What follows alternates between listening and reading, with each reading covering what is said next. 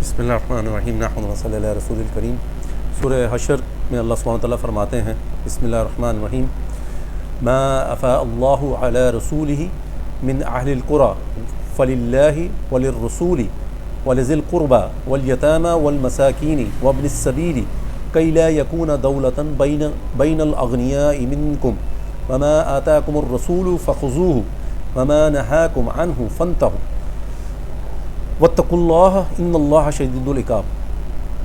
جو غنیمت دلائی اللہ نے اپنے رسول کو شہر والوں سے، وہ اللہ اور اس کے رسول کی ہے، اور رشتہ داروں اور یتیموں اور مسکینوں اور مسافروں کے لیے ہے، تاکہ جو لوگ تم میں دولت مند ہیں انہی کے ہاتھوں میں دولت نہ پھرتی رہے۔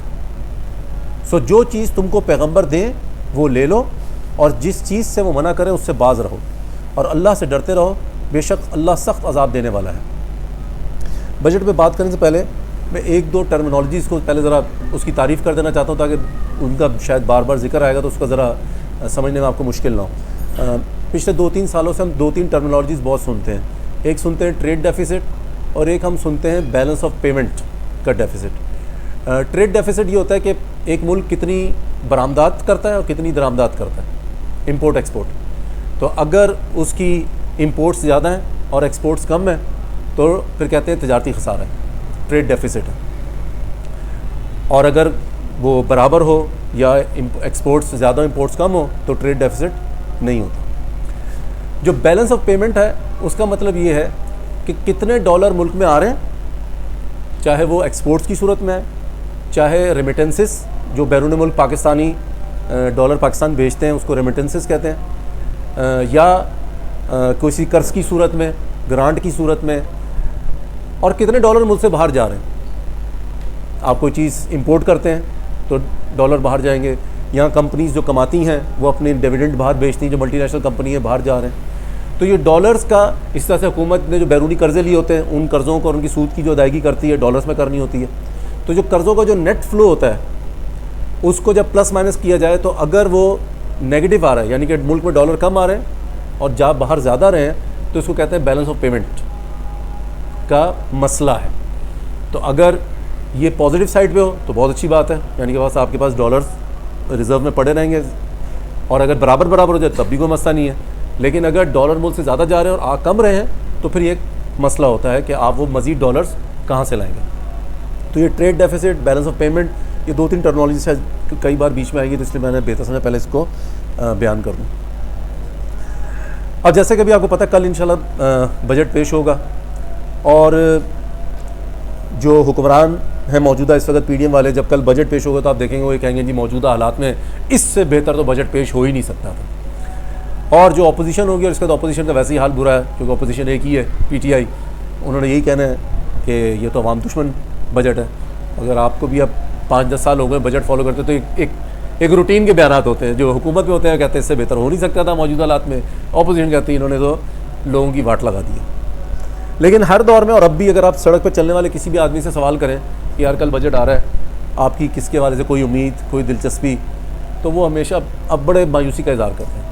اور آپ دیکھ رہے ہو ٹی وی پہ اس وقت جو مختلف لوگ ابھی سے انٹرویو کر رہے ہیں، زیادہ تر لوگوں کا یہی کہنا ہوتا ہے کہ جی عوام پھر مارے جائیں گے، غریبوں کا کچھ نہیں ہونا، بڑے لوگ جو ان کو فائدہ مل جائے گا، ہمارے لیے اس میں کچھ نہیں رکھا ہوا۔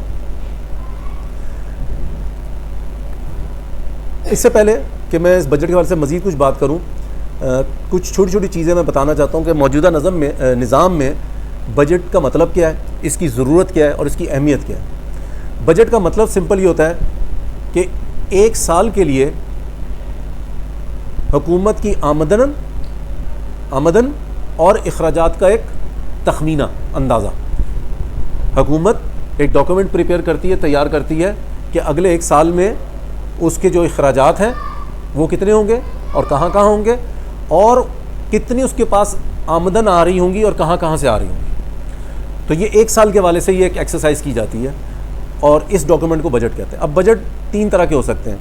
ایک بجٹ جس کو انگریزی میں کہتے ہیں بیلنس بجٹ، اردو میں متوازن بجٹ، اس کا مطلب یہ کہ جتنے آپ کے اخراجات ہیں اتنے ہی آپ کے پاس وسائل آ رہے ہیں، تو یہ بیلنس بجٹ ہے۔ ایک بجٹ ہوتا ہے سرپلس، اس کا مطلب ہے کہ آپ کے پاس وسائل زیادہ آ رہے ہیں، خرچے آپ کے پاس کم ہیں، تو حکومت جب یعنی کہ پیسے آئیں گے اور جو خرچ کرے گی اس کے بعد بھی اس کے پاس پیسے خزانے میں بچیں گے.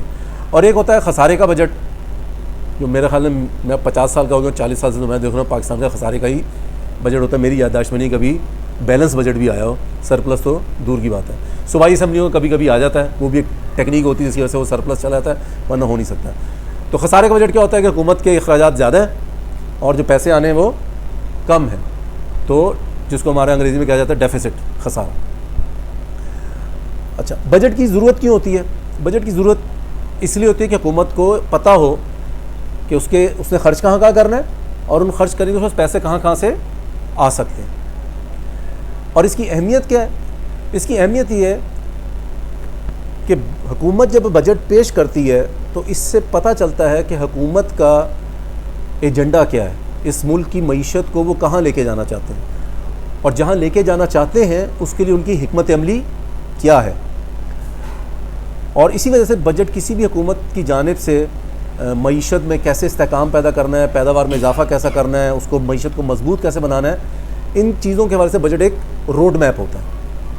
اور جو حکومت کی اقتصادی پالیسیاں ہیں اس کے حوالے سے بجٹ جو ہے ان اقتصادی پالیسیوں پہ عمل درآمد کے حوالے سے ایک اہم ٹول ہے, ایک آلہ ہے. تو حکومت بجٹ کے ذریعے معیشت کے بعض شعبوں کے اندر جو بڑھوتی ہے, نمو ہے, ترقی ہے, اس کو تیز فاسٹ ٹریک کر سکتی ہے, اور کچھ شعبوں کی ترقی کو وہ روک بھی سکتی ہے. کیسے؟ یعنی کہ اگر حکومت کسی شعبے کو فروغ دینا چاہتی ہے, مثال طور پہ آج کل آئی ٹی سیکٹر کی بڑی بات ہو رہی ہے, تو حکومت اگر آئی ٹی سیکٹر کو یا سولر پاور کے سیکٹر کو فروغ دینا چاہتی ہے تو حکومت یہ کر سکتی ہے کہ جی اس سیکٹر کے اوپر کے انکم پہ کوئی ٹیکس نہ لگایا جائے, یا اگر ہو تو بہت ہی کم سے کم ہو. کوئی چیز اگر امپورٹ کرنی ہے تو امپورٹ کی وہ ڈیوٹیز ختم کر دی جائیں یا کم سے کم ہو. تو جب آپ یہ کریں گے تو اس کا نتیجہ کیا ہوگا کہ جو نجی سرمایہ کار ہیں وہ اس شعبے کی طرف آئیں گے اور اس کے نتیجے میں یہ سیکٹر زیادہ تیزی سے پھلے پھولے گا. اور اگر حکومت نے کسی سیکٹر کو سلو کرنا ہے تو مثال کے طور پہ جیسے حکومت ابھی چاہتی ہے کہ پیٹرولیم پروڈکٹس کم سے کم استعمال ہوں, کیونکہ آپ پیٹرولیم پروڈکٹ ساری امپورٹ کرتے ہیں, ڈالر کی پہلی بڑی قلت ہے, تو حکومت اس کی اوپر ٹیکسز بڑھاتی چلی جاتی ہے. تو جب کسی بھی سیکٹر کے حوالے سے حکومت ٹیکسز بڑھاتی چلی جائے گی تو لازمی نتیجہ ہے کہ ادھر کام کرنا مشکل ہو جائے گا, پروفیٹیبلٹی کم ہو جائے گی, جو کیا کہتے ہیں جو بزنس کرنا ہے وہ مشکل ہوتا چلا جائے گا. تو اور اس کے نتیجے میں اس سیکٹر کے اندر جو بڑھوتی ہے, ترقی ہے, وہ رکنا شروع ہو جائے گی. تو بجٹ ایک طرح سے حکومت کی معاشی ترجیحات کا اس کو فکس کرتی ہے, اس کا تعین کرتی ہے. تو اب اگر حکومت بجلی گیس کی قیمت بڑھاتی ہے, جیسے بھی جو آنے والا بجٹ ہے جو ٹکر چل رہے ہیں 2-3 دن سے, اس میں یہ آ رہا ہے کہ حکومت نے IMF سے کہا ہے کہ جی آپ یقین رکھیں ہم اگلے بجٹ میں بھی بجلی اور گیس کے اوپر قیمت بڑھائیں گے. آلریڈی آ رہا ہے کہ پیٹرولیم کے اوپر ابھی اگر وہ 50 روپیز پیٹرولیم لیوی لے رہے ہیں تو وہ اس کو 60 روپے کر دیں گے, یعنی کہ پیٹرول مہنگا ہوگا. ہمارے لیے ویسے ہو سکتا ہے اس لیے سستا ہو جائے کہ وہ رشین آئل آنا شروع ہو جائے تو ذرا وہ فور سیٹ ہو جائے, لیکن ویسے ڈیوٹیز یعنی کہ پیٹرول کے اوپر بڑھ جائیں گی. تو اب جب آپ کو پتہ ہے کہ بجلی گیس یا پیٹرولیم پروڈکٹس کی قیمتوں میں اضافہ ہوگا تو کہنے میں تو حکومت کی آمدن میں اضافہ ہوگا, لیکن جس سیکٹر میں بھی یہ چیزیں استعمال ہوتی ہیں اس کی جو پیداواری لاگت ہے, کاسٹ آف ڈوئنگ بزنس یا کاسٹ آف پروڈکشن جو ہے وہ بڑھ جائے گی, اور اس کے نتیجے میں وہ چیز مہنگی ہو جائے گی. اور اگر اس صورتحال میں انہی اشیاء کی یعنی کہ کوئی بھی سیکٹر اگر ان چیزوں کو استعمال کر کے کوئی چیز بنا رہا ہے, مثال کے طور پہ ایک سیکٹر یہ اینک بنا رہا ہے, تو جہاں یہ اینک کی فیکٹری لگی اس کو شاید بجلی بھی چاہیے ہوگی اس کو مشینوں کو چلانے کے لیے, اور حکومت اس کے اوپر ٹیکس بھی لگا دیتی ہے. لیکن اس کے ساتھ ہی اگر اس اینک کے فریم کی درآمد کے اوپر حکومت ڈیوٹیز اتنے کم کر دیں یا ختم کر دیں کہ پاکستان میں اس فریم کی مینوفیکچرنگ کرنا مہنگی ہو جائے اور باہر سے بنی بنائی لانا آسان ہو جائے, تو اس کا نتیجہ کیا ہوگا کہ درآمدی شے یہ درآمد ہو رہی ہوگی, یہ سستی ہو جائے گی اور ملکی درآمدات بڑھنی شروع ہو جائے گی. اب پچھلی کم از کم 30 سالوں سے کتنی حکومتیں آئیں گئیں, مارشاء اللہ بھی, جمہوری بھی, ایسے بجٹ پیش کیے گئے ہیں کہ جس کے نتیجے میں لوکل پروڈکشن کی لوکل مینوفیکچرنگ سیکٹر کی حوصلہ شکنی ہوئی ہے اور درآمدات کی حوصلہ افزائی ہوئی ہے. یعنی کہ لوگوں کے لیے جب وہ فیزیبلٹی بناتے ہیں کسی کام کی, تو جب وہ اس کو چیک کرتے ہیں تو ان کو نظر یہ آتا ہے کہ یار اس کو لوکلی بنانے میں اتنی پھٹیکیں ہیں, اور ان پھٹیکوں کو پوری کرنے کے بعد بھی اگر ہمارا ایک خاص لیول کا منافع نہیں آتا, اور اس کے برخلاف دیکھتے ہیں اگر وہی چیز ہم باہر سے امپورٹ کر لیں, درآمد کر لیں, تو پھٹیکیں بھی کم ہیں اور اپنا پروفیٹیبلٹی بھی بہت اچھی ہے, تو زندگی چل بناؤ بھائی سکون سے, تو کیوں نہ اس کو درآمد کر لیا جائے. تو اس کے نتیجے میں درآمدات کی حوصلہ افزائی ہوتی ہے. اور چونکہ پچھلی 3 دہائیوں سے یہ پالیسیز چلتی آ رہی ہیں, تو اس کا نتیجہ یہ ہوا ہے کہ اب جو پاکستان کی جو اکانومی ہے وہ درآمدات پر اس کا انحصار بہت زیادہ ہو گیا ہوا ہے. یہاں تک کہ جو چیزیں ہم اپنے ملک میں بناتے ہیں اس کو بنانے کے لیے جو را مٹیریل چاہیے ہوتا ہے وہ بھی ہم امپورٹ کر رہے ہوتے ہیں. تو اب کہنے کو پاکستان میں فارماسیوٹیکل بہت بڑی انڈسٹری ہے, لیکن پتہ یہ چلتا ہے کہ اس فارماسیوٹیکل انڈسٹری کے اندر جو پیکنگ مٹیریل تک ہے وہ بھی امپورٹ ہو رہا ہے.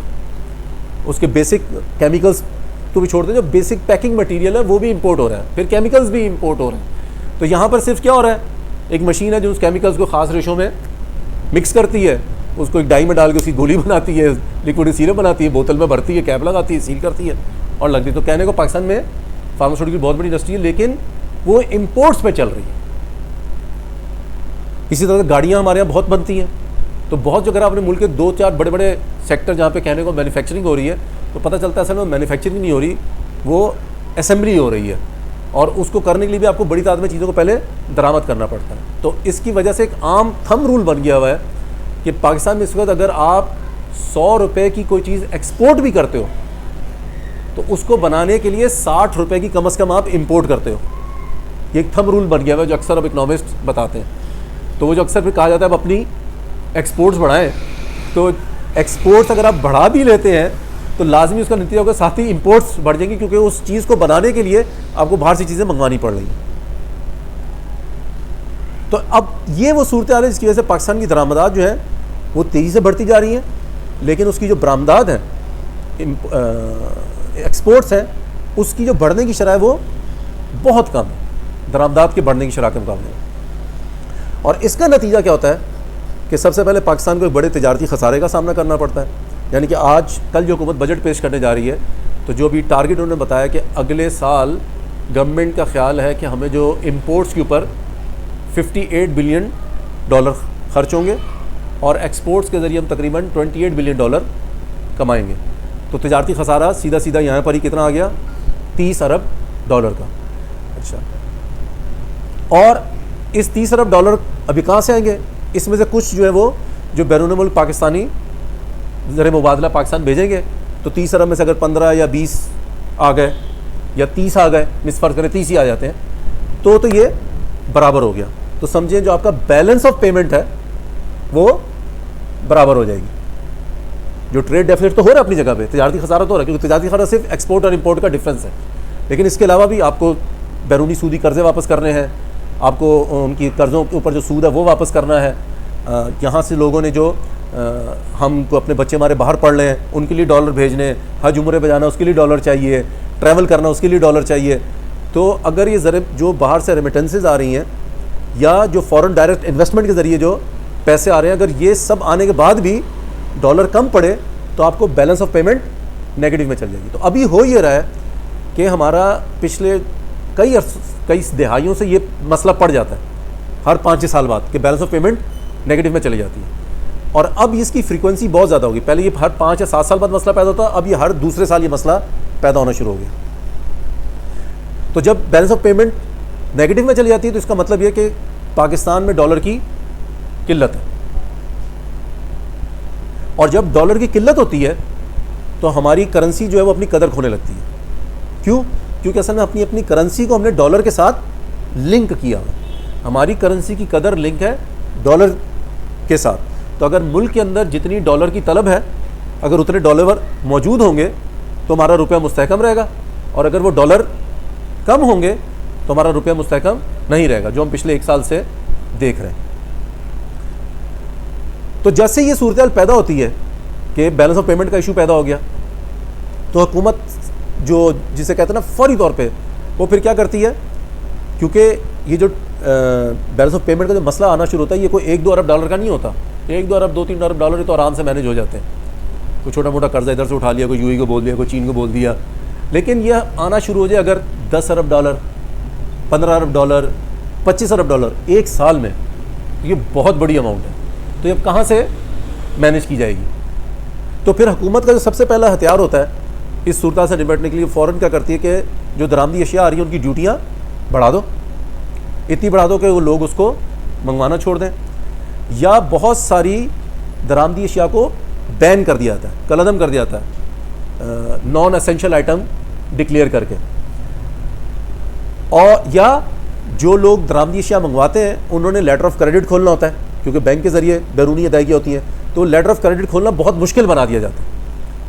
تو اس طرح سے کیا ہوتا ہے کہ 2-4 مہینوں کے اندر بہت تیزی سے جو درآمدات ہیں وہ کم ہو جاتی ہیں, اور وہ جو آپ کا پہلے جو ٹریڈ کیا جو ڈیفیسٹ آ رہا ہوتا ہے منتھ آن منتھ بیسس کے حوالے سے وہ کم ہونا شروع ہوتا ہے.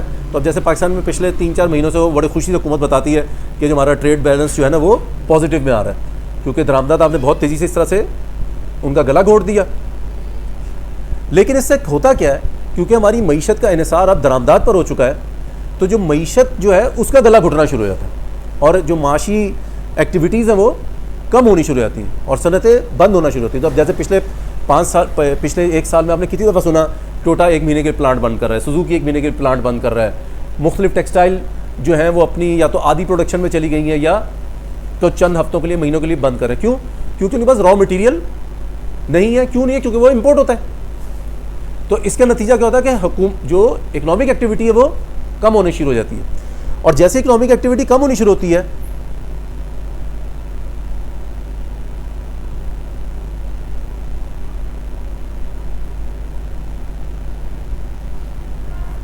تو اس کے نتیجے میں جب حکومت یہ فوری طور پہ درآمدات کو کنٹرول کرتی ہے تو اس سے فوری طور پہ یہ تو مسئلہ ہوتا ہے کہ جو ڈالر کی کمی ہو رہی ہوتی ہے وہ کسی حد تک اس کمی کو پورا کر لیتے ہیں, کسی حد تک, پوری پھر بھی نہیں ہوتی. لیکن حکومت نے جو کیلکولیٹ کیا ہوتا ہے کہ جی اس سال GDP مثال طور پہ 5% پہ گرو کرے گی, جب 5% پہ گرو کرے گی تو اگر پچھلے سال ہم نے 1000 مثال کے طور پہ 1000 ارب روپیہ ٹیکس جمع کیا تھا, تو ہم اس سال جو ہے وہ 1200 ارب روپے ٹیکس جمع کریں گے. تو جب وہ اکنامک ایکٹیویٹی نہیں ہوئی, وہ 5% کے حساب سے اکانومی بڑھی نہیں, تو ٹیکس کہاں سے بڑھیں گے؟ تو وہ پھر حکومت کو ٹیکس جو اس نے لکھا ہوتا ہے بجٹ کے اندر کہ ہم اس سال اتنے ٹیکس آئیں گے, وہ اتنے ٹیکس ملتے نہیں ہیں, اور اس کا نتیجہ کیا ہوتا ہے کہ آلریڈی بجٹ جو پہلے سے ہی خسارے میں ہوتا ہے اس کا خسارہ بڑھ جاتا ہے. تو اب یہ جو سچویشن ہے یہ مسلسل ہو رہی ہے جو میں نے آپ کے سامنے رکھی ہے. تو میں بہت دور سے نہیں شروع کرتا, میں آپ کو بتاتا ہوں جب 2018 میں PTI کی حکومت اقتدار میں آئی تو اگرچہ اس وقت پاکستان کا GDP 5% سے اوپر تھا, نون لیگ والے بڑے اسی پہ شور مچاتے ہیں کہ یار ہم تو بڑی اچھی حالت میں اکانومی چھوڑ کے گئے تھے, لیکن اس وقت پاکستان کو 18 ارب ڈالر کے بیلنس آف پیمنٹ کا خسارہ تھا. 18 ارب ڈالر بہت بڑی رقم ہوتی ہے. تو کیا ہوا؟ تو اب یہ ممکن ہی نہیں ہے کہ آپ کو ایک سال میں 18 ارب ڈالر کا خسارہ ہو رہا ہے اور آپ ابھی کا درآمدات کرتے رہو اور GDP بڑھاتے رہو, کیونکہ الٹیمیٹلی جب ڈالر آپ کے پاس ختم ہو جائیں گے تو پھر تو ایک دم ہی درآمدات بند ہوں گی اور معیشت بھی ساری بند ہو جائے گی. تو PTI حکومت نے یہ کیا, جب عمران خان صاحب کا دور شروع ہوا انہوں نے آتے سب سے پہلے درآمدات کو روکنا شروع کیا, جس کے نتیجے میں تجارتی خسارہ کم ہوا اور ڈالر کی قلت پہ قابو پا لیا. لیکن ہوا کیا, جو GDP 5% پہ انہوں نے جا رہی تھی وہ منفی, وہ زیرو ہوئی اور پھر منفی میں چلی گئی, نیگیٹو گروتھ میں چلی گئی. 2-2.5 سال اس میں گزرے, بڑی ان پہ لان تان ہوئی. اب آگے اب 2.5 سال گزرنے کے بعد آپ الیکشن کی طرف جا رہے ہیں, آپ نے وقتی طور پہ بیلنس آف پیمنٹ کا مسئلہ حل کر لیا. اب ذرا ڈالر کے آپ کے حکومت کے ریزرو بھی بڑھ گئے, وہ 10 ارب ڈالر کے ہو گئے, وہ 18 ارب ڈالر کے ہو گئے. تو پھر آپ نے دوبارہ سے درآمدات کھول دی, چیزیں امپورٹ ہونی شروع ہوئی, اکانومی میں خون آنا شروع ہو گیا, کیونکہ میں نے آپ کو جیسے پتا ہے ہماری اکانومی اب درآمدات کے اوپر شفٹ ہو گئی ہوئی ہے, چلتی اسی سے.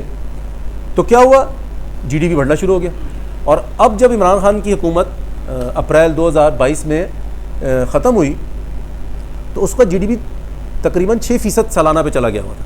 اور PTI عمران خان اسی بات کا کہتے ہیں یار کہ ہم جب اکانومی چھوڑ گئے تھے ہم تو بہت اچھی چھوڑ گئے تھے. پہلے نون لیگ والے کہتے تھے 2018 میں ہم جب چھوڑ گئے تھے تو فائدہ بڑی اچھی چھوڑ گئے تھے, اب PTI ہم تو بہت اچھی چھوڑ گئے تھے. لیکن جس وقت PTI حکومت چھوڑ گئی تھی درآمدات 80 ارب ڈالر پہ تھی, برآمدات 34 ارب ڈالر پہ تھی, ریمیٹنسز تقریباً 30 ارب ڈالر آ رہے تھے.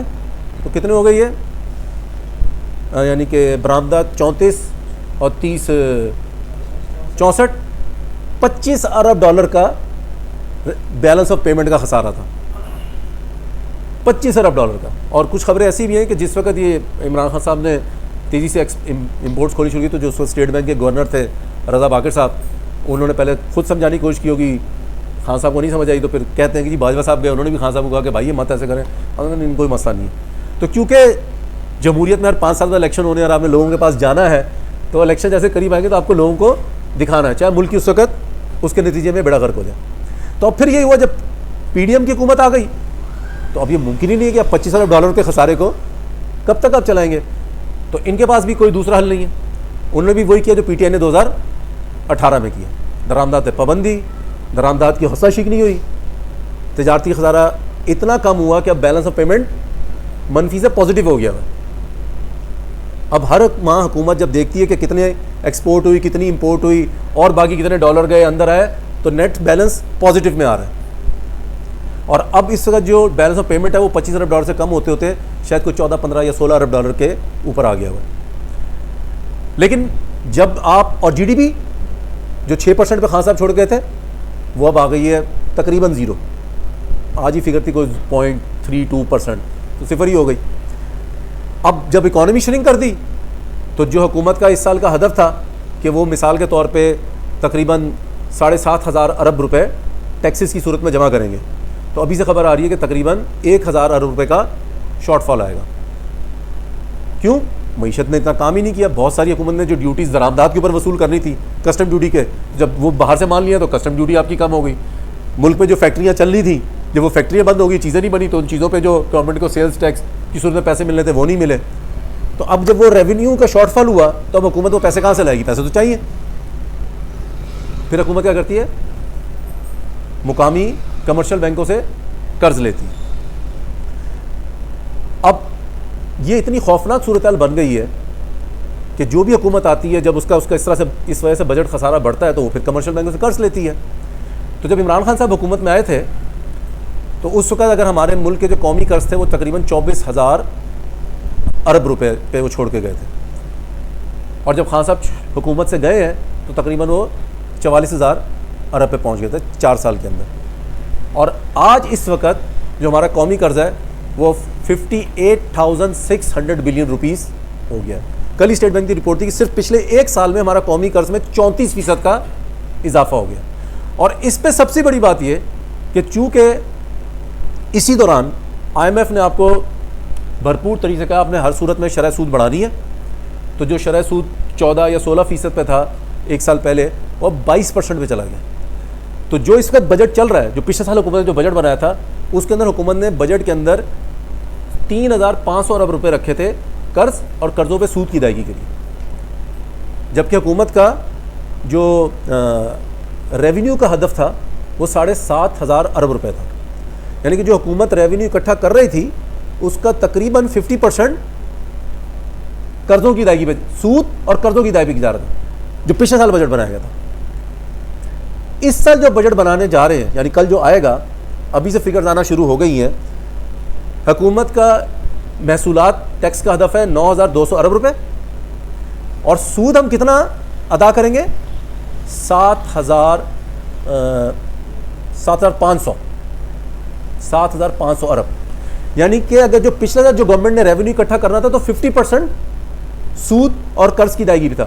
اس سال جو ہم ریونیو اکٹھا کریں گے آنے والے سال میں اس کا 80%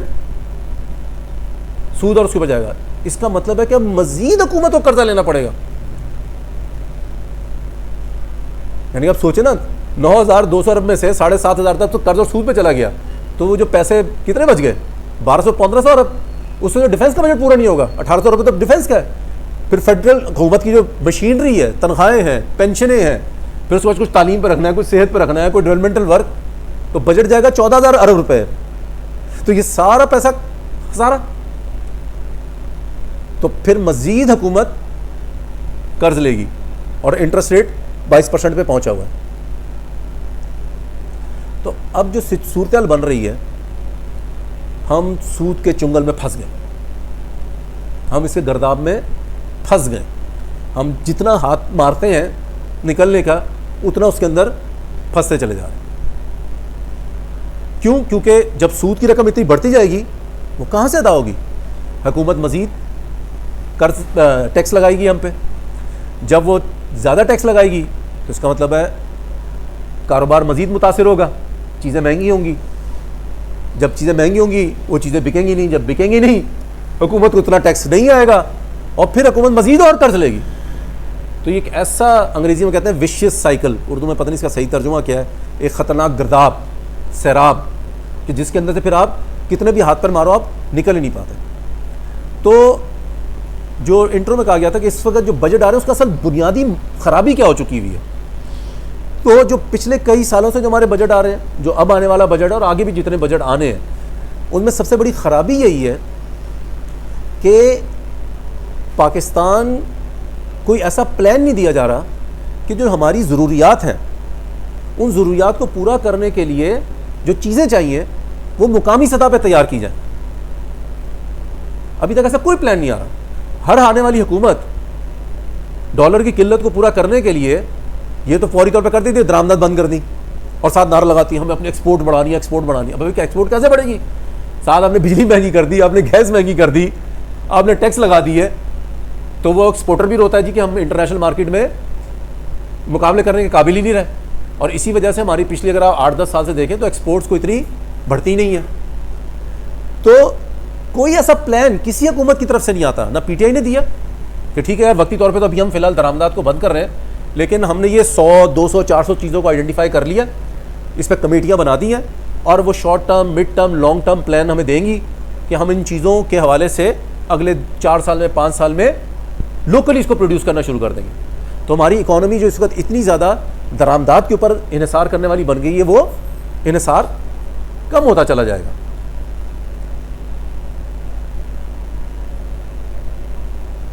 تو ایسا کچھ بھی نہیں ہو رہا. تو جب ایسا کچھ بھی نہیں ہوگا تو یہی مسئلہ آئے گا، بیلنس آف پیمنٹ ہوں گے، ڈالرز کی قلت، زبردست قلت پیدا ہو جائے گی، پھر حکومت درآمدات کی حوصلہ شکنی کرے گی، پھر معیشت سست ہو جائے گی، پھر ٹیکس ہدف پورا نہیں ہوگا، پھر بجٹ خسارہ بڑھتا جائے گا، پھر اس خسارے کو پورا کرنے کی حکومت مزید قرض لے گی.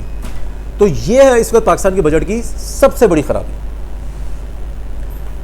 اور آج کے درس کا جو میرے درس کا جو بڑا حصہ تھا وہ اس ایشو پہ تھا تاکہ ہم اس کو سمجھیں کہ مسئلہ کیا ہے. اسی لیے آپ دیکھیں میں آج بھی آ رہا تھا، میں دیکھ رہا تھا بہت سارے اکنامسٹ بیٹھے ہوئے تھے، وہ سب یہ کہہ رہے ہیں اصل مسئلہ یہ نہیں ہے کہ ابھی یہ بجٹ کتنا اچھا ہے برا ہے، عوام کو کیا ریلیف ملے گی.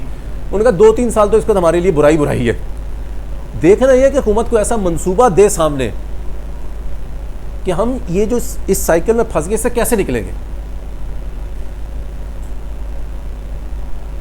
جیو نے 2-4 دن پہلے گریٹ ڈیبیٹ کرائی، ملک کے چوٹی کے 8-10 معیشت دان، انڈسٹریلسٹ لا کے بٹھا دیے، ایکسپورٹر.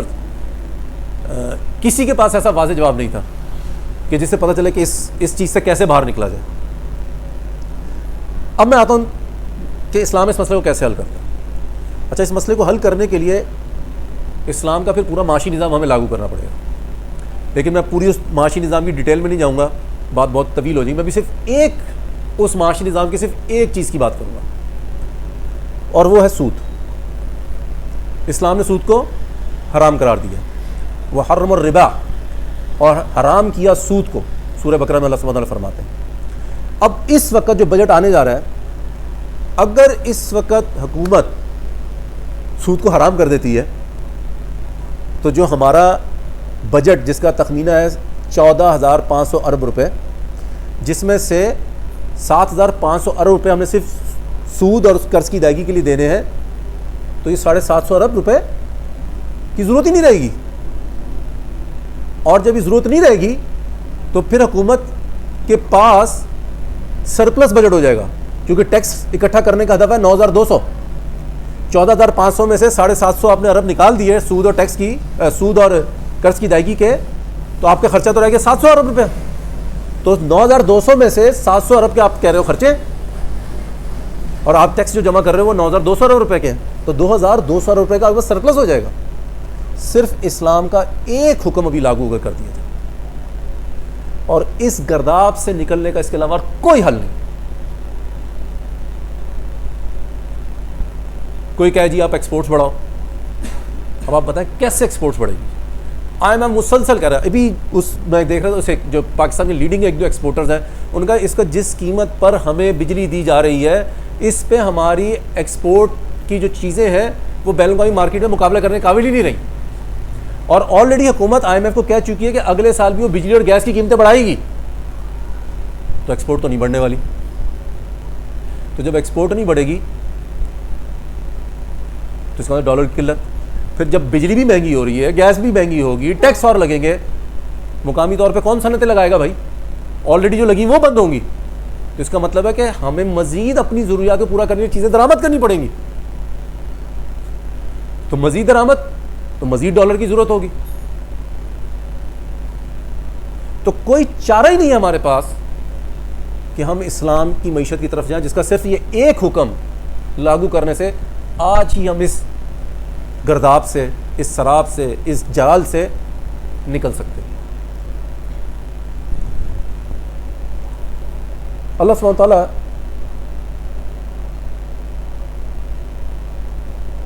سورہ توبہ میں فرماتے ہیں هو الذی ارسل رسولہ بالہدی ودین الحق لیظہرہ علی الدین کلہ. وہی تو ہے جس نے ہم نے پیغمبر کو ہدایت اور دین حق دے کر بھیجا تاکہ اس دین کو دنیا کے تمام دینوں پر غالب کر دیں. یہ خطاب اللہ کے رسول صلی اللہ علیہ وسلم سے ہے لیکن یہ اصل میں پوری امت سے خطاب ہے. اسی لیے ہم دیکھتے ہیں رسول اللہ صلی اللہ علیہ وسلم نے بھی جہاد, دعوت و جہاد کے ذریعے سے اس دین کو غالب کیا, صحابہ نے کیا, نسل در نسل مسلمان یہ کام کرتے رہے اور آج ہی مسلمانوں پہ لازم ہے. اسی سورہ نساء میں اللہ سبحانہ تعالیٰ فرماتے ہیں وَلَن يَجْعَلَ اللَّهُ لِلْكَافِرِينَ عَلَى الْمُؤْمِنِينَ سَبِيلًا, اور اللہ کافروں کو مومنوں پر ہرگز غلبہ نہیں دے گا. تو فقہا اس سے نکالتے ہیں اس کا مطلب یہ کہ مسلمانوں کے لیے اللہ یہ پسند ہی نہیں کرتا کہ کفار کو ان کے اوپر غلبہ حاصل ہو. اب ان دو آیات پر عمل کرنے کے لیے کیا آپ نے اس دین کو دنیا پر غالب کرنا ہے؟ آپ نے کفار کو اپنے اوپر کسی قسم کا غلبہ نہیں پانے دینا. لازم ہے کہ ریاست معیشت کو مضبوط بنیادوں پہ کھڑا کرے. اور مضبوط بنیادوں پہ کھڑا کرنے کا کیا مطلب ہے؟ کہ آپ خود انحصاری کی طرف جائیں. خود انحصاری کا کیا مطلب ہے؟ کہ آپ ہماری جو مقامی ضروریات ہیں ان کو پورا کرنے کے لیے جو چیزیں چاہیے وہ مقامی طور پہ تیار ہوں. اور اس کا کیا مطلب ہے؟ کہ ہماری صنعت ترقی کرے, ہماری زراعت ترقی کرے, ہمارے اور چاہے وہ IT سیکٹر ہو, سروسز سیکٹر ہو, یہ سارے ترقی کریں اور ان کا فوکس ہماری مقامی ضروریات ہوں, بیرونی ضروریات بھی نہیں. یعنی کہ آپ کو صنعت میں جو ٹیکسٹائل اور نہیں نہیں نہیں نہیں نہیں. کیوں؟ جن کو ہم ٹیکسٹائل برآمد کر رہے ہیں کل کو ہم سے ٹیکسٹائل کی چیزیں لینا چھوڑ دیں تو جو ہم نے اتنی ہیوج ٹیکسٹائل کی کیپیسٹی پیدا کی ہوئی ہے, بیکار, بے روزگاری, معیشت نیچے, تو ہم ایک قرض سے جان چھڑائیں سود کو ختم کر کے. لیکن اگر ہم اپنی صنعت کو اس بنیاد پہ کھڑی کریں کہ مقامی ضروریات نہیں بیرونی ضروریات کو پورا کرنے کے لیے, تو بیرونی کا مطلب ہے کہ ہم جب ان کے لیے چیزیں بنائیں گے تو امریکہ یا یورپ یا دوسرا کوئی بھی ملک آپ سے کسی وجہ سے وہ چیزیں لینا چھوڑ دے تو آپ کے ملک میں تو پھر ایک دم معاشی بحران پھر پیدا ہو جائے گا. تو ہم نے اپنی معیشت میں چاہے صنعت ہو, چاہے زراعت ہو, چاہے IT سیکٹر, اس کو مقامی ضروریات کے لیے پیدا کریں. یعنی کہ IT سیکٹر جیسے مثال سافٹ ویئر ڈیولپمنٹ ہے, ہم ابھی زیادہ تر سافٹ ویئر ڈیولپمنٹ کا کام کیا ہے, باہر کے بزنسز کے لیے ہم سافٹ ویئر ڈیولپمنٹ نہیں, لوکل بزنس. تو ظاہر ہے جب لوکل انڈسٹری کھڑی ہوگی, لوکل ایگریکلچر ہوگی, پھر ان کو IT پروڈکٹس کی بھی ضرورت ہوگی, تو پھر لوکل IT پروڈکٹس لوکل ضروریات کے لیے بنائیں گے. تو اس کے نتیجے میں ایک مضبوط معیشت کھڑی ہوگی. ابھی بھی کل ایک معیشت دان بتا رہے تھے کہ اس وقت پاکستان جو کہ کہنے کو ایک ایگریکلچر کنٹری ہے, $10 ارب کی فوڈ آئٹمس امپورٹ کر رہا ہے, $10 ارب. اور اسٹیٹ بینک آف پاکستان کے جس کا موجودہ صدر ہے یا چیئرمین ہے کیا کہتے ہیں ان کا ایک آدھ مہینے پہلے انہوں نے ایک بیان دیا تھا. انہوں نے کہا اگر ہم اپنی صرف زراعت کو فوکس کر لیں, صرف ہم اپنی زراعت کو فوکس کر لیں تو اگلے 5 سال کے اندر ہمیں یہ تجارتی خسارہ اور بیلنس آف پیمنٹ کا مسئلہ ہمارا تقریباً ختم ہو سکتا ہے. یعنی کہ اتنا پوٹینشیل ہے کہ پہلے ہم اپنی ضروریات پوری کر لیں گے, پھر ظاہر بات ہے جو بھی سرپلس پروڈکشن ہو زراعت کے اندر اس کو آپ ایکسپورٹ کر دیں تو آپ اس سے بھی پیسے کمائیں گے. تو اللہ کی ان 2 آیات پر عمل کرنے کے لیے ریاست جب کرنی چاہے گی ان 2 پہ تو اس کو مجبور ہے کہ معیشت کو مضبوط بنیادوں پہ کھڑا کریں. اور پھر یہ مقصد صرف وہ سود کو حرام قرار دینے سے نہیں ہوتا, پھر اسلام کا ایک اپنا منفرد محصولات کا نظام ہے جو کہ اس سے بالکل الگ ہے. Income tax, general sales tax, excise duty, federal excise duty اور پتہ نہیں کون سے ایڈوانس ٹیکس اور اسلام کا ٹیکسوں کا نظام نہیں ہے، بالکل ایک منفرد اسلام کا محصولات کا نظام ہے۔ اسلام نے بجلی، گیس اور جو معدنی دولت ہے، نیچرل ریسورسز، اس کو پبلک پراپرٹی ڈکلیئر کیا۔ اسلام کے زرعی زمینوں کی جو اونرشپ ہے، ملکیت ہے، اس کے لیے بڑے منفرد قسم کے احکامات ہیں۔ اسلام کا جو کمپنی سٹرکچر کے احکامات بڑے منفرد ہیں۔ جو موجودہ سرمایہ دار کمپنیز ہیں، جو پبلک لمیٹڈ کمپنیز ہیں، پرائیویٹ لمیٹڈ کمپنیز، اسلام کی کمپنیز کا سٹرکچر ایسا نہیں ہے۔ پھر اسی طرح سے اسلام کی کرنسی سونا چاندی ہے۔ یہ تمام جو اسلام کے احکامات ہیں اس سود کے ساتھ، اور یہ تمام احکامات مل کے ایک اسلامی معیشت کا ڈھانچہ کھڑا کرتے ہیں۔ یہ تمام چیزیں پھر اس ملک کی اکانومی کو اب مضبوط بنیادوں پہ کھڑا کرنے کا باعث بنے گی۔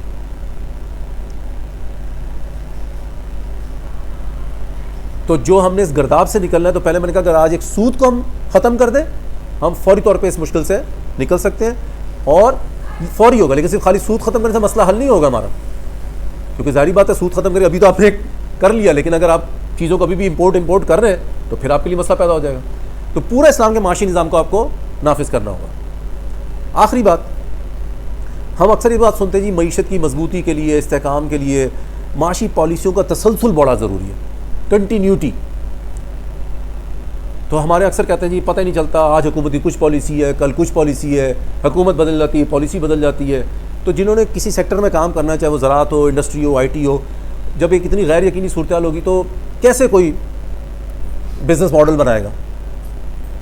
اب سب سے پہلی بات تو یہ کہ یہ جو انسانوں کو بنایا نظام ہے، جس کے اندر ہر سال بجٹ بنے گا، جب ہر سال بجٹ بنے گا تو ہر سال جب بجٹ آ رہا ہوگا تو جو بھی لوگ ہوں گے جو ڈائریکٹ اکانومی میں کنٹریبیوٹ کرتے ہیں یا عام لوگ بھی، وہ رکیں گے نا، دیکھیں کہ پتہ نہیں اس دفعہ حکومت کا کیا ارادہ ہے، کس سیکٹر کو پروموٹ کرتی ہے، کس سیکٹر کو پروموٹ نہیں کرتی، کس سیکٹر پہ ٹیکس بڑھاتی ہے، کس پہ ٹیکس گھٹاتی ہے۔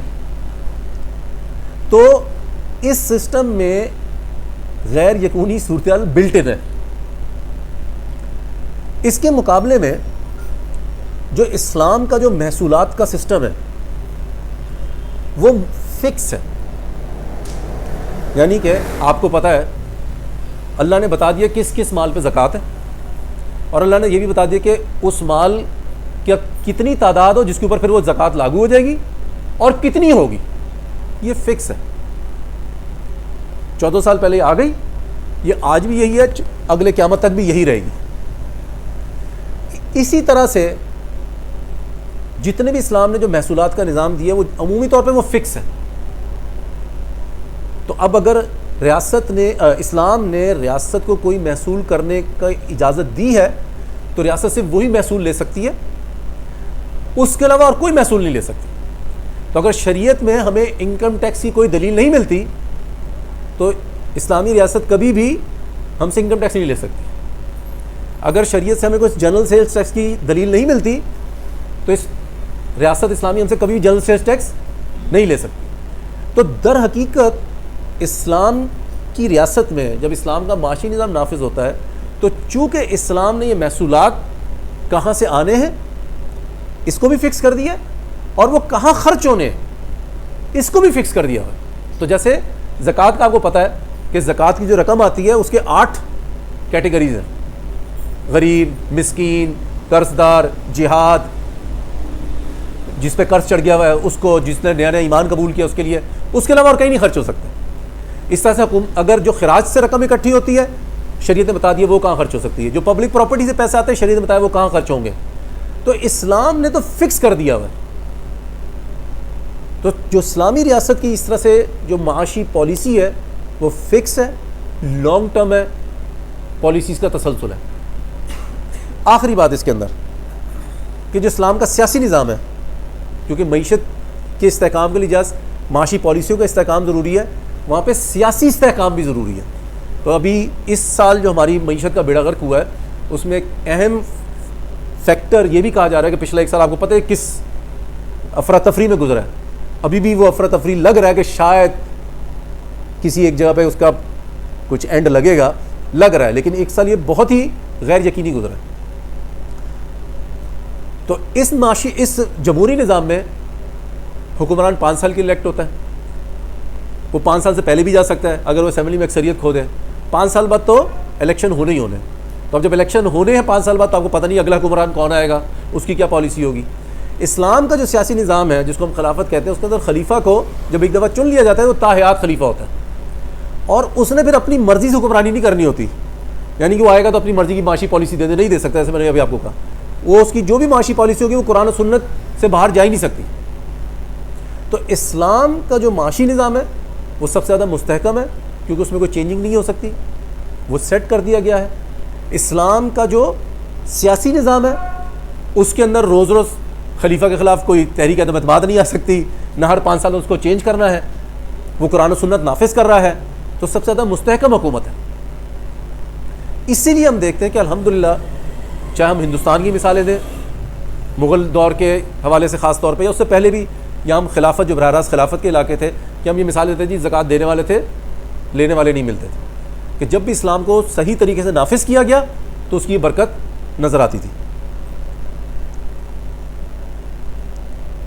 اور یہی وجہ ہے کہ اللہ نے بھی ہمیں بات بتائی ہے کہ جو میں نے دین نازل کیا ہے، جو میرے احکامات ہیں، اگر تم اس کو نافذ کرو گے تو اللہ تمہاری معیشت کو وسیع کرے گا۔ اللہ سبحانہ وتعالیٰ سورہ مائدہ میں فرماتے ہیں، بسم اللہ الرحمن الرحیم، وَلَوْ أَنَّهُمْ أَقَامُوا التَّوْرَاةَ وَالْإِنْجِيلَ وَمَا أُنزِلَ عَلَيْهِمْ مِنْ رَبِّهِمْ لَآكُلُوا